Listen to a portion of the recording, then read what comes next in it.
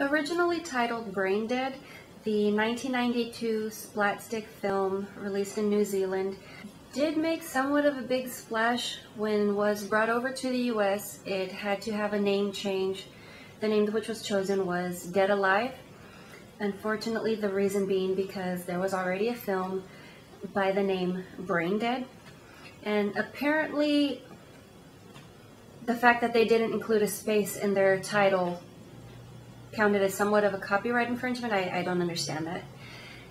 So Lionel, who's a mama's boy, pretty much is stuck looking after his overbearing mother after she is bitten by a rat monkey, and rather than contracting rabies, she becomes a zombie. Rather than putting her down, he looks after her as well as everyone else that she infects. This does put somewhat of a damper on his non-existent love life, as he still has to be looking after mommy long after she's dead and still not gone. He looks after these creatures by injecting them with somewhat of a tranquilizer to keep them subdued. Eventually, Lionel's uncle, Les, does get wind of what has been going on. He blackmails him into giving up his inheritance, so Lionel reluctantly must put down all of the zombies. For some reason, the poison that he chose to use is obviously not poison. It is some sort of a stimulant which creates super zombies. So Uncle Les, while throwing a home welcoming party at the swindled house that he has recently acquired, winds up with a lot more than he had bargained for, including a few uninvited guests which happen to chew on his actual guests. This pretty much is the best part of the film. You have everything from animated intestines and dismembered limbs fighting back and taking on a life of their own, as well as Lionel's mother, who does come back. Being the original zombie, she comes back as a super gigantor zombie.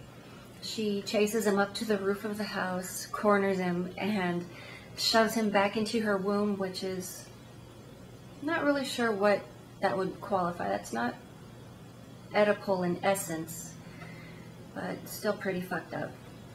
In order to release himself, Lionel must perform somewhat of a self C-section in order to escape.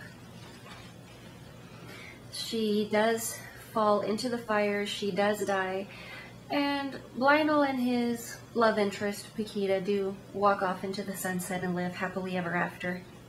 There are definitely a lot of great scenes in the film. I do enjoy a great deal, including the one scene with the priest in the graveyard. That's just priceless.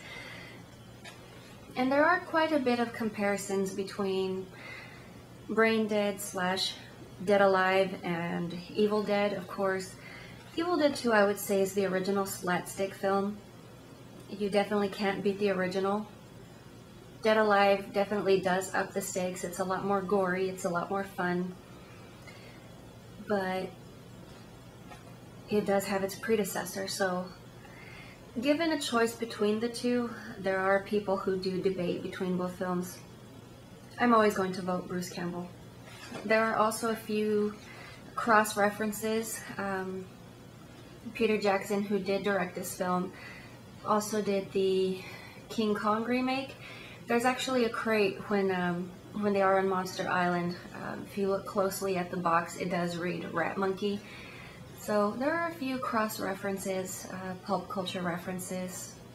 Of course, you have to remember that Dead Alive was basically on the coattails of Meet the Feebles. Dead Alive, in my opinion, is a far superior film. But let's just keep it short today.